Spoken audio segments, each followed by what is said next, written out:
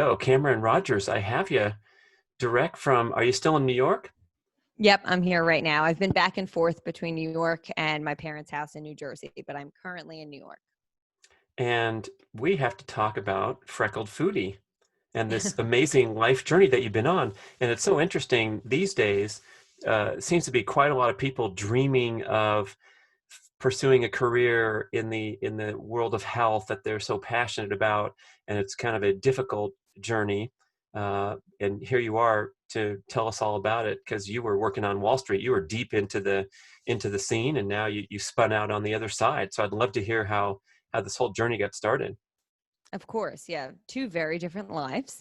So I started working at JP Morgan in sales and trading right out of college. I graduated in 2013 from Lafayette College in Pennsylvania, and I had interned for 2 summers at JP. I loved it. It really fit a lot of my attributes and characteristics from being a college athlete. It was very fast paced. You had to make quick decisions. It was competitive, but it was team oriented, and I loved it. And while I was working there, I was struggling with some digestive health issues, and I was on these elimination diets. And the more things I was being forced to cut out based on my doctor's recommendations, the more frustrated I was dealing with restaurants and like the quick lunch pickup places, just because it was so hard to have conversations of like what exact ingredients they were using. And so I started cooking for myself. And honestly, food has always been something I've loved, but I was never someone that cooked until I graduated from college. And once I started cooking, I realized how creative it was and how fun it could be and what a great outlet it was from the very structured and like intense career I was doing. And it kind of just spiraled from there, to be totally honest. The more I got into cooking, the more I was also interested in how my body was impacted by what I was doing or what I was putting into it. And I just got really interested in the whole wellness scene. And it became really clear to me that once I started Freckled Foodie, my Instagram account, that I really cared about that. And the downtime on the trading floor was being spent researching like recipes and restaurant reviews and reading new articles about the space, and less of like what's happening in the muni bond market, which is the product I was selling. And that was my first red flag of like, maybe this isn't for you. Maybe you care a lot more about something else. And as much as I loved everything I was doing on my Instagram account, I wasn't making any money off of it. I had no idea how I could potentially make money off of it. I was putting in as much possible time as I could, but I was still obviously restricted from a ton of opportunities because I was working such a demanding, intense job. And honestly, a big part of it for me of like not wanting to leave JP was the ego aspect of it all. It was a huge badge of honor for me to say I worked there. I made great money, the golden handcuffs. I couldn't imagine what my life would be like without that steady salary. And I kind of accepted. I have a great career path here. Freckled Foodie will just be a side hobby, and that's that. And I then had a pretty life altering moment. I'm okay. I always want to preface with that, but I actually got hit by a car while I was crossing the street and suffered from a pretty bad concussion. And during that time, during recovery, I was on 2 months disability from work. And for anyone who's had a concussion, you can't be on your phone, you can't be watching TV.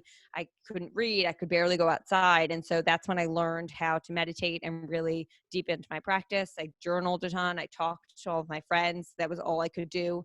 And it became so obvious to me that I was so passionate about this other thing, and I had the opportunity and the privilege to be able to take a chance. And so I went back to work for a week, and I sat my boss down and I told him I was leaving. He was very confused because I think he was an older man and was just like, what do you mean you're going to do something on Instagram? I don't get this. And a lot of people didn't understand. I was leaving a very prestigious, steady job to go try something. But I promised myself that I would give myself 6 months to see where it took me. And, it was the best time of my life to be able to do that. I didn't have any responsibility other than myself. And I had saved a lot of money to be able to take this chance and risk. And now it's been, I guess, like 2.5 years. So clearly I never went back. Wow. So the whole thing started with some digestive issues and an Yeah. elimination diet. Was that recommended by a traditional physician? And I'm wondering how that went and what they wanted you to eliminate and what you discovered that brought you back to health. So I had been I carry a lot of my anxiety in my stomach, first and foremost. I think that's something I've definitely come to notice and is obvious when I reflect back on my entire life, even as a child. And post college, I all of a sudden had severe bloating, tons of like IBS-C symptoms, and I was really uncomfortable all the time, but I was kind of ignoring it. And there hit a point where I was so bloated that the acid was almost like moving up my body and affecting my breath at night. And I was at my friend's wedding and I was trying to yell across the room to someone and I didn't have the breath to do it. I kept coughing and I turned to my then boyfriend, now husband, and was like, I have to go see a doctor. So I saw a traditional gastrointestinal doctor. That's when I tested positive for SIBO, small intestine bacteria overgrowth. And that time, I've had it twice now, but that first time I went on the typical antibiotic treatment that they put you on, and it killed it, but I still had a ton of stuff continuing to go on. And that's when I then decided to see a functional medicine practitioner. And with that, I treated a second round of SIBO, but more through supplements.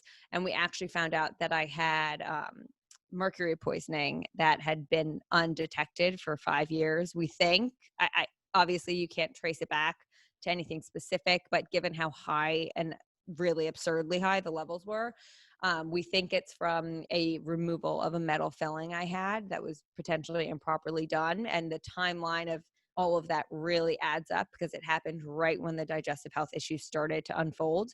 And it's a big symptom of mercury poisoning. And so that was like that's a very short version of what went down. But the elimination diets I were on was, I mean, now it's pretty popular, the low Fodmap diet.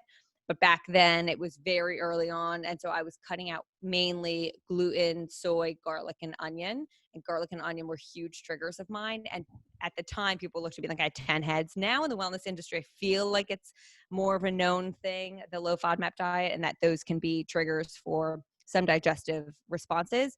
Fortunately, I can now tolerate them after working on healing my gut a lot. But it was definitely an overwhelming time because I was constantly afraid of what I was putting in my mouth in fear of a potential flare up. Wow. So uh, I guess the healing of the damaged gut lining now allows you to eat a more varied diet. But I'm sure you're familiar with this Mm-hmm. carnivore movement where these people are experiencing miracle healing from excluding all plant foods and, having a really restrictive diet. And I guess if you get rid of those irritants, and live a healthy lifestyle and get enough sleep and whatever you are eating has some nutritional value, you can progress really quickly in a way that doesn't seem to be there when you're just dosing with antibiotics, which comes with all kinds of downstream Right. problems, whatever they're attacking the first goal and succeeding though. Mm-hmm. I definitely am not someone that would ever be able to be on a carnivore only diet. I do eat meat, but I really try to not set boundaries on what I'm eating because from experiencing these elimination diets and restricting, I definitely have a bit of a controlling personality. And for me, it became a little too restrictive and I became a little too obsessed with what I was eating and kind of disordered thoughts on like the orthorexic spectrum, just because the intent was I didn't want to have a stomach flare up and there was the right intent, but the impact ended up being a little too obsessed. So for me, I definitely try to stay away from any restrictive or like, I guess, trend diets, because I know personally the mental aspect is more hurtful than the impact it might have on my body. Yeah, well said. I mean, you have to heal. And so you have to go down a road where if someone says, hey, you need to quit smoking or you're going to get lung cancer, that person might be obsessed with the missing cigarettes when they usually reach for them. Or in your Mm-hmm. case, you had to go on a low FODMAP diet. And it's extremely important to ask the hot dog vendor what's in there. But I Right. like how you described, once you're kind of making progress and I guess being able to introduce new foods back in, or however your Mm-hmm. journey's going, there comes a point where it'd be really nice to loosen up a little bit. I mean, I've Yes. traveled around with athletes when I was a triathlete that were so strict in their diet that they'd get extremely stressed out if they couldn't find exactly the food that they needed, and that Right. in itself is a stressor. You said you carry your anxiety in your digestive tract, so you're in Mm-hmm. a very bad hamster wheel Yeah, it there if was a that's how you're circle. thinking. Yeah. Yeah. Exactly. Yeah. It really, it definitely got to me. And then I started to be anxious over what I was eating and when I was eating it. And it was just exactly a hamster wheel of anxious thoughts and then stomach pain. So you talk about anxiety on your blog. It's in the mix Hmm. with your food recommendations. So maybe you could drill down on that subject further. I hear so much of it, especially we're recording this in 2020, the year of Oh, the yeah. changing life, and the word anxiety comes up as like the number one fallout side effect of quarantine and all the changes in culture. Yeah, I mean, I definitely have struggled with anxiety my entire life. I think now that I'm older, I'm able to reflect back on times when I was a child and I just didn't have the vocabulary for the feelings I was experiencing. So I have vivid memories when I was probably in like the 10 to 13 range. I don't know the exact age, but having conversations with my cousin about what would happen after we die and like how time exists forever, and the fear of the unknown and time are both big triggers for my anxiety. I now can assess that. But at that moment, I didn't realize what my reaction was, but I would have these visceral physical reactions where I would feel like I was going to throw up. I would feel this like lightheaded and take over my body. And I'd say, we have to stop talking about this. I feel like so nauseous. This conversation makes me so uncomfortable, not knowing that it was causing me anxiety. It was just making me feel really weird. And that was the only way I knew how to explain it at that age. I also was diagnosed with lactose intolerance, but I really think the pain was anxiety and like induced, because I mean, I would still eat like pints of ice cream because it's my favorite food. And for me, I think a lot of it also was attention based, in the sense that in the middle of the night, I got to spend that time with my mom and it was just the two of us. And my like healing for my stomach aches, quote unquote healing, would be these like warm baths with cinnamon Eggos I would eat. It was the weirdest situation as a kid, but I really think it was me like, hello, pay attention to me, spend time with just me. I'm one of three girls and I'm the middle child, so I'm attention needy as always. um, but I think then when I went through high school and college, my anxiety played a role in my performance in a positive manner, because I'm a people pleaser. I really don't want to let people down. I get a stint of performance anxiety. However, it helps me succeed in a way.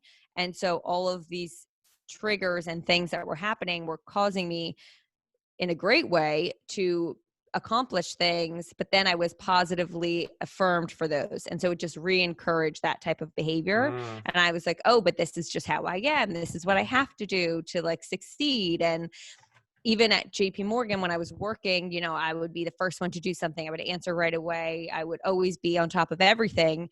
And it was because I was so anxious, but on the counter side, I was getting told how great I am at my job, how I'm so reliable. And so I felt like I had to continue doing all of these things.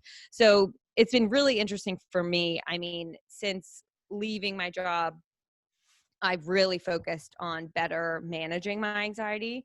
I think it's something I'll always have. I've accepted that. I'm not trying to get rid of it. I've heard a few people say, like, we can use it as our superpower, which I love the concept of flipping the script on that. But I am trying to manage it, and I do things across a very wide spectrum. I meditate every day, twice a day. I journal every single morning.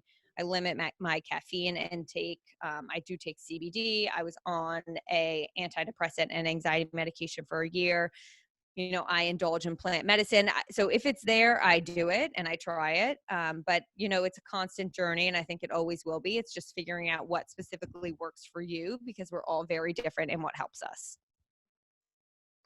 Wow, I'm going to have to take a breath and reflect on that, where you said it, it could be your superpower, whereby, I mean, look, what's the opposite of anxiety would be apathy or something, right? So Hmm. it's not going to get you very far if you have a complete lack of anxiety. I heard someone else on a podcast recently say that, look, everyone has anxiety. It's just what level, when does it come out? How does Right. it affect your life or adversely affect your life? So I think we're getting focused in on how you're going to manage it best and do Hmm. something about it. And in your case, you alleviate it every time you excel or accomplish something until the next go round. What sport were you playing in college? You mentioned that your I played performance. lacrosse. Oh, class. Yeah. Okay. I'd be anxious out there too with the sticks flying in my face and stuff. Uh, Yeah. Unfortunately, it led to a few concussions, which didn't help uh, when I got the other one. So, Yeah, I've been there. I understand. Yeah, I remember I had a concussion the first couple hours of vacation landing in Hawaii after high school oh graduation, gosh. and it was pretty bad. I was in the hospital. Then when I was released, the guy said, "Okay, don't go out in the sun, don't drink alcohol, don't exercise, don't elevate your body temperature, don't go swimming for a week." And we were there in Hawaii for a week, so that was a What are you difficult supposed to one. do in Yeah, Hawaii? what I'm I so couldn't sorry. hang very well. I disobeyed his orders, and then I had, a bad time a few days later because I'm I elevated sure. my body temperature, and you don't want to do that when your brain's already swollen. Yeah. Yep. But back to anxiety and the connection to diet. What do you hmm find there? Huge for me. I notice if I'm eating foods that don't make me feel good, that and that personally triggers my anxiety just because I have a lot of anxiety around my health because I've experienced a ton of things. And even with the concussion, the feeling of feeling as if you're broken. And that's something that for me triggers a lot of anxiety because it's like, when is this ever going to heal? When is this going to be over? When am I going to feel quote unquote normal again? And so I've noticed that the more I eat foods that make me feel good, I don't like to label foods as healthy or bad or good or bad. Um, but foods that inherently make me feel good in my skin, that's when my anxiety is at its lowest. And alcohol for me, I love a good cocktail. I definitely drink, but I've definitely cut back on my alcohol consumption because there is nothing that gets me more anxious than a bad hangover. Like, you don't want to be around me the next day. I get really bad hangover anxiety. And so I've definitely taken into account what I'm eating, what I'm drinking, especially like how much I'm sleeping, because I realize how much those affect my anxiety. And if I can do what I can to manage it, I'm going to try that. Yeah, I guess the alcohol is believed to be the instant solution to anxiety, right? Right. When you drink it, and then the long-term repercussions are not so pleasant. Exactly. You reach for the glass because you're anxious, and then the next day you're even more anxious. Okay, so you've characterized your relationship with food really beautifully and high-minded. You haven't pigeonholed yourself into Cameron, the carnivore diet woman. Right. Where do you stand with your approach, strategy, recommendations to your clients? hmm So for me, I think that the best way, people ask about balance all the time. And for me, I think it's finding comfort and confidence in that gray area. So eating foods that make you feel good because you want to, and like we all want to feel good in our skin. We want to have energy. We want to be able to exercise. We want to feel great about ourselves. But I also don't want to restrict 10,000 things because I think once you restrict something, you're craving. I mean, it's been proven once you restrict something, you crave it even more. And especially the females I work with as a health coach are mainly in like the 24 to 29 age range. And a lot of them have experienced this, not yo-yo dieting, but we're getting these diets thrown at us from every angle of the media. Oh, you should cut this out. Oh, don't eat this. You have to make sure you're only eating this. And they've told me the second they cut these things out, it's all they want. And then they go on these binge episodes where if they're not allowing themselves to eat ice cream, for example, and they are around it, they're finishing a pint in one sitting. And that's why for me, I try not to restrict anything because, as I mentioned, let's use ice cream as an example. It's my favorite food. I'll have like a bite or so every day because I love it after dinner. But because I allow myself that opportunity to eat it whenever I feel like it, rarely am I eating a ton of it. It's usually just like one, two, three, sometimes a small bowl, but a few bites because that does the fix for me. Like, that's all I need. I love it. I've had it enough. I'll have more tomorrow. The second we take something off the table, it's like I need it now because I have no idea when the next time I'll have it Oh, mercy. I'm is. wondering, I think about this a lot because if you can lock into the great strategy for your client, oh my gosh, it's going to be a wonderful transformation from being orthorexic or being completely dysregulated and having no dietary standards and eating anything. But I'm wondering hmm if it's kind of personality related.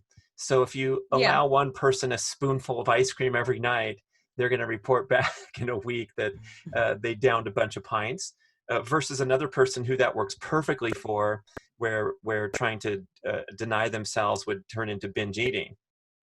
And I think that point exactly shows the importance of bio-individuality across this entire wellness space. Like every single person is different, and every person is going to react differently to either something that they're told to do or even consuming food. Like, look, we used in the beginning of this episode when I talked about some of my anti or elimination diets, like garlic and onion were foods that I could not personally digest. However, garlic is a very healing food to many people. There are healing factors within garlic. So me going out there and being like, no one eat garlic and onion would be wild, because a lot of people can digest them and it's beneficial for them. And I think that just shows right there, like, yes, one person can maybe do well with more restrictions. Take keto, for example. Some people really thrive on keto. I would never be able to. Whole 30, I've done whole 30. And do I feel great at the end of it? Physically, yes. Mentally, no. I feel like I'm going crazy. And that's how I personally react to those things. And I think we are all very different. And that's why I don't have a one kind of base approach to what I'm talking about on my Instagram, but also when I'm working with clients, because it really varies per person and people always have different goals as well, which that plays into a lot of it. Instagram is Freckled Foodie. We find Yeah. you. Okay, since we've been talking about it so much, who knows? Maybe people will multitask right now and be pulling it up while they're listening or watching on YouTube. So, I mean, you've talked about your health coaching career, and uh, it seems like your approach is much broader than someone who's mostly dialed into food and hmm lifestyle optimizing, making sure you have time to work out. So when you get with a client, are you digging into issues like anxiety or things that extend beyond their food choices? Absolutely. Honestly, majority of my health coaching is not focused on food. There are some clients who it is focused more on what they're eating and the mental aspect that's going into each meal, because I think that's huge. Like, how are you feeling when you're sitting down to eat? What are you doing while you're eating? Are you eating a bag of chips without even paying attention and watching a TV show, and next second you look down and the chips are gone? Or are you mindfully eating where you're not looking at technology while you're enjoying your food and you're actually paying attention to each bite you take, which is so important. And obviously that's covered a bit, but honestly, majority of the program, the offering is to help you find the best version of yourself. And so each person I work with, it varies. Some are focused on career and like navigating the corporate world as a new college graduate and just feeling incredibly overwhelmed by that transition because it's a really hard one. Some are also focused on anxiety and managing that in either the workforce or with family and friends, or anxiety around food and body image. Body positivity is a huge thing right now, especially for the females I'm working with in that age range.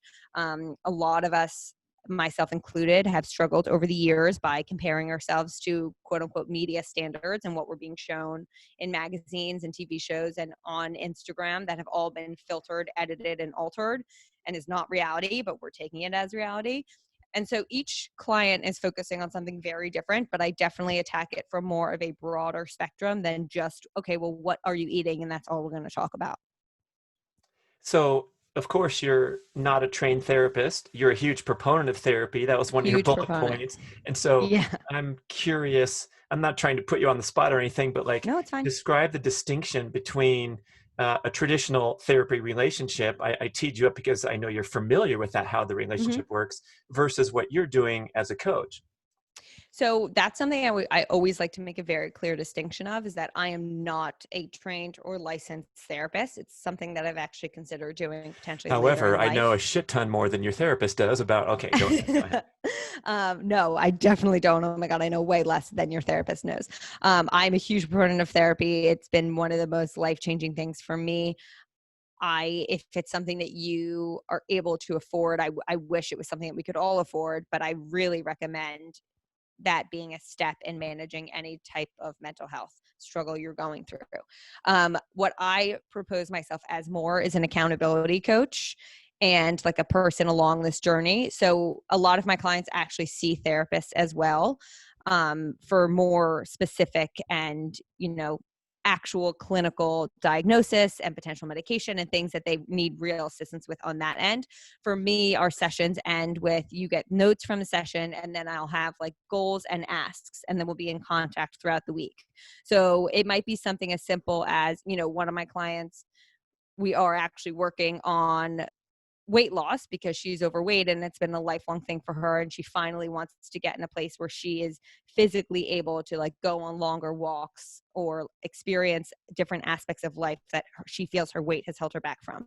So on that, we're talking more about like, okay, well, let's try and find a workout that you love and maybe do that a few times a week. And so we're having actual goals that she is being held accountable for and she's trying to reach. They could also be things like if I'm working with a client who is struggling a lot with body image and they find themselves body checking in a mirror where they're waking up and the first thing they're doing is looking at whether their stomach is flat or not. And that is setting the whole status of the day, whether it's a great one or a bad one. And unfortunately, this is happening a lot with females in their early to mid 20s and later, but I'm just noticing in that age range.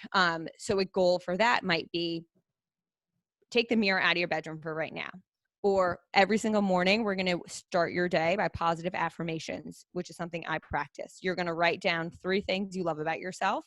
It doesn't even have to be about physical attributes. It can be about how kind you are, how smart you are, how driven you are, just things that you're positively affirming yourself.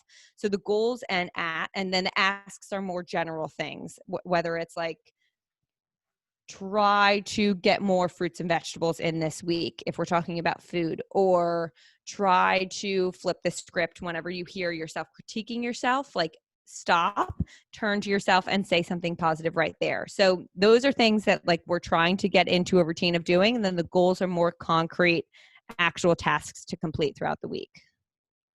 And what did you say your age group specialty is? Usually it's like 20.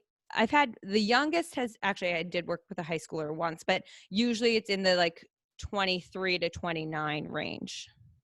That is so cool that the young people are reaching out and getting help Yeah, in this area, because it's kind of esoteric. It's, a difficult decision for a lot of people to make, and most people whine and complain that they don't have the budget to hire a coach. But it would seem like a top priority, especially for a young person in that life transition phase where they're not anchored into the same routine for 15 years definitely. straight. Yeah, yeah, really cool.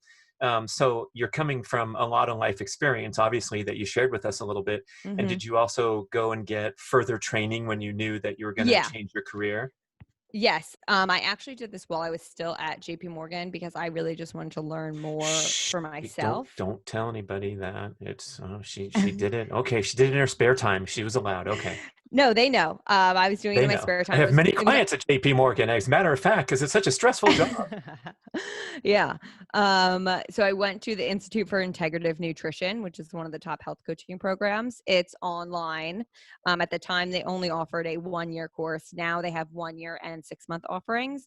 But I did the 1-year course and I was doing it on the side. So I would listen to the modules while I was commuting. I would also do them all weekend and nighttime. And that I actually finished. So I'm trying to think timeline wise. I started it while I was still working. And then I think when I quit was midway through my program. So I finished the program while when I quit my job, I was focused mainly on my Instagram and I was meal prepping for people. So I was actually going into their homes and meal prepping their food for them for the week. And so then I continued taking the online programming and I graduated about a few months after I had quit my job. And that's when I started offering health coaching services. Yeah, I think we now have to get into detail there because it's such an amazing transition, especially from someone who's locked into a high income career that's you've been highly trained Mm-hmm. for, and now you're going into the unknown. So tell us how the Instagram was the leverage, and then how you set up your business model. So at the time that I left, and I really went against everyone's advice. Everyone was like, you need to be making decent money before you leave. You need to have a business plan. Like, why don't you transition halfway and go work in the wellness space and still run your account on the side? But I had hit this point, and honestly, this would have never happened had the accident not happened. But I hit a point where I was like, life is too short. I can take this risk. I've saved a lot of money. I come from financial privilege. I had a safety net. Like, I can take this opportunity, and I know I have to do it for myself. So I had been saving, I tell this a lot, but a trader on my desk told me our bonuses were pretty hefty on the trading floor. And one of my traders, when I was very young and I had first started, said, do not go waste your bonus on a bunch of designer bags and clothes. Save it. You will need it someday. I was like, okay. I mean, I don't really like designer bags and clothes anyway. So I would save 95, I think, percent of my bonus every year. And so I had built up a pretty hefty savings account, and I didn't know what it was for. And obviously it was for this life decision I was going to make later on. So before I quit, I assessed what amount do I have in my savings that I'm willing to invest into me doing this full time? And I had set up a exact amount number. I then assessed what is my living expense every single month? Like, how much does it cost for me to just live the way I live in New York? And obviously cutting a few things back, but things like rent, internet, like the staple things within a little bit of spending budget. And I assessed how much that was every single month. And then I was like, okay, do I have enough to give myself 6 months of making no money whatsoever and living like that? And I did. And I then looked at what services I could potentially offer. So at this time, it was meal prepping. So I would go into the home and actually cook the meals for you. And I priced out what that would look like. I was doing things like grocery store walkthroughs, where I would take you into a grocery store and walk through and help you pick out the best ingredients and things that would make you feel great, and maybe swap out a few items. I was doing kitchen audits, where I was going into your kitchen and walking through, like, what are your favorite things? Are they the best options of that variety? What could we maybe replace it with? I was doing cooking classes in person, which I still offer virtually now that COVID has happened. And then eventually health coaching. And so I looked at all of those things and I kind of priced them out. And I then built out a structure of, okay, if I can do 2 cooking, or, eventually I got up to 5, but if I could do 3 to 5 clients a week for meal prepping, and I could have 3 clients every month for health coaching and a few kitchen, I really built it out and I looked at what that amount would be. And then can I live off of that for the time being and then hopefully grow? And this was before my Instagram was making any money, which is now my main business driver, the like influencer aspect of my business.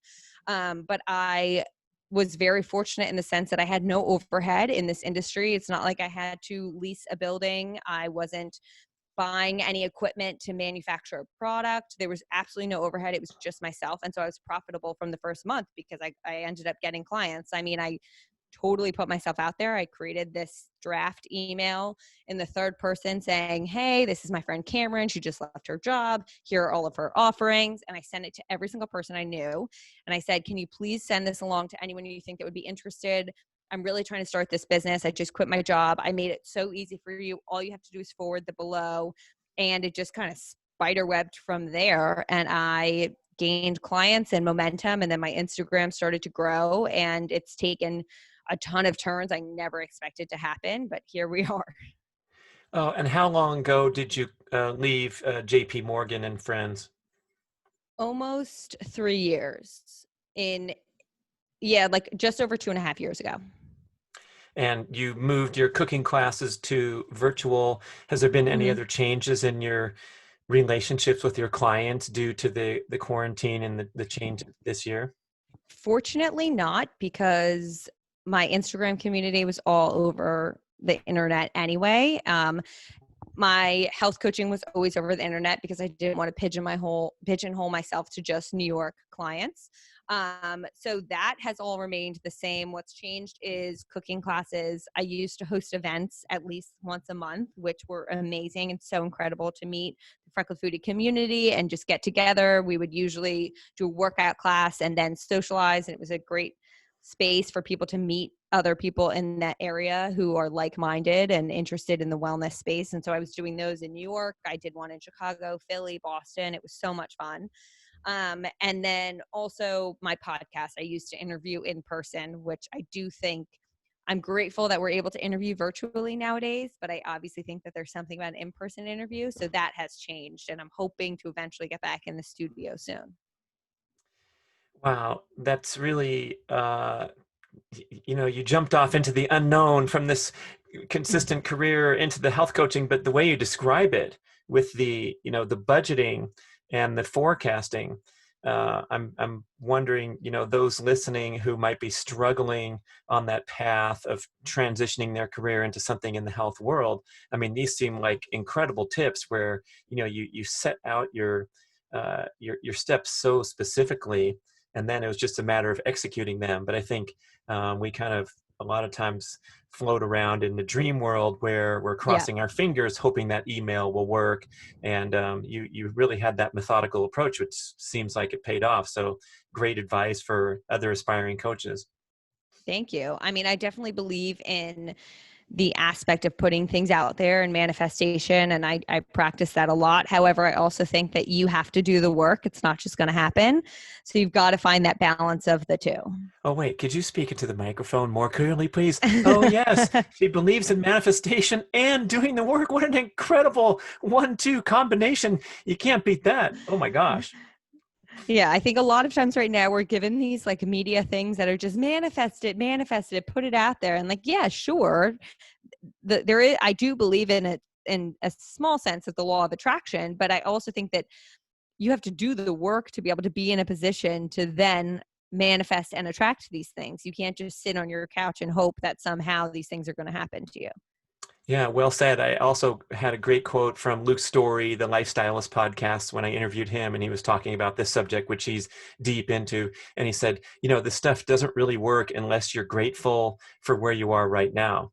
So if you're True. desperate to have the 6'3" man with the stubble, and he drives a red Ferrari because you're so disappointed with your life right now, that guy's not going to show up.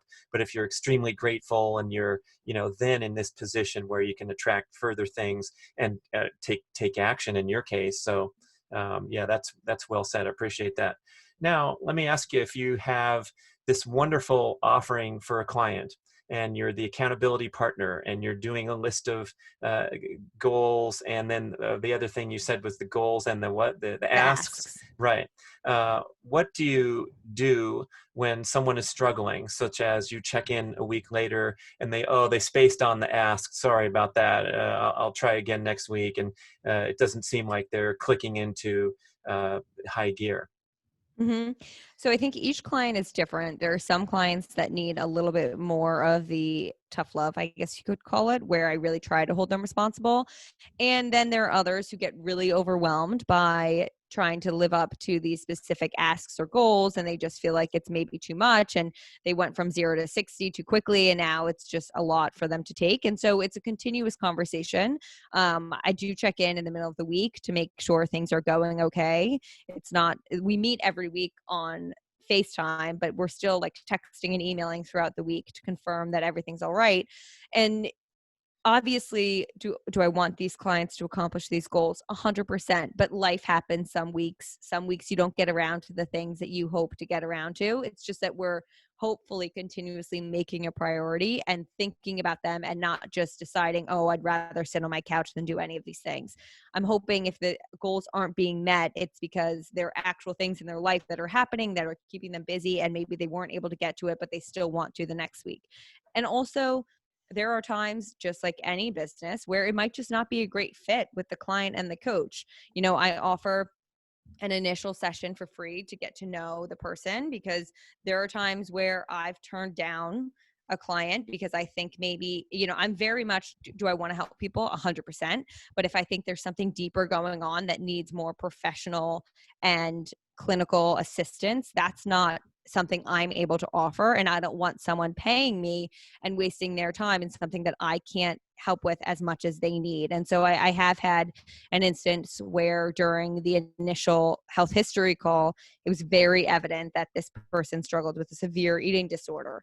And I said to her, as much as I would love to work with you, I really think that you should seek more clinically professional assistance with this, because it's not my territory. And I cannot be the one responsible when something so severe is on the line, because that's just not something I'm educated enough in, and I'm the first to admit that. Very nice. Cameron, you're killing it. I appreciate this story so much, especially, with your working with your peer group and people who don't, usually engage in this stuff until they're much older and have made more Mm-hmm. mistakes or what have you. So, um, talk about your podcast and what you've learned from launching that and connecting with other people. Yeah, so it's called Freckled, Foodie, and Friends. I release an episode every Friday morning at 6 a.m. It is completely conversational based. I honestly started it because I felt like the more I was opening up about my life and talking about my journey on my Instagram stories, I was connecting with my community deeper. I was growing faster. I was loving my job more and more. And I felt like I had way more to say than the 15-second Instagram story was allowing me to. And I was a big consumer of podcasts. And so I, like myself, decided, okay, I'm going to have a podcast. And then all of a sudden I went like 0 to 60. I was like, yes, I'm doing it. And I researched how to make one, I was on endless hours of YouTube tutorial videos, which I'm sure you've done when there are issues going on technologically wise. I bought all of the equipment, and I emailed a few of my close friends, some that are in the industry, some who are not, that I think are just awesome, kick-ass people. And we just started chatting on the microphones, and I started recording it. And, each episode is very different. We talk about a wide variety of topics. Some are, being an influencer in the wellness space, what that looks like. I've had my mom on. I've had people on to talk about losing a loved one to suicide and what that looks like. We've talked about plastic waste, a ton about body positivity recently. I do a few episodes by myself, but those are a bit more rare. And we are about to kick off with season 3. So it's been so much fun. You, I'm sure, feel the same way. It's just an incredible way to connect with people. And I feel so blessed to have been able to learn from so many different people and just absorb all of their integrity and knowledge and incredibleness. Cameron Rogers, thank you so much. What a story. What a show. We want to go connect with you at Freckled Foodie website, Freckled Foodie and Friends podcast. What else? So honestly, I would say Instagram is the best, at Freckled Foodie. Everything is there. That's definitely my most active channel. I have another Instagram for the show, which is FFN Friends Pod. But everything is linked through there. So thank you so much for having me. This was so much fun. I love being on the other side of things every once in a while. Yeah, you get to relax, hold that mic, go to Yeah, town. It's different, huh? Yeah, I love very different. I'm very happy to join you and look forward to connecting again in the future sometime. Yes, thank you. Cameron Rogers, people, that's a show. Woo!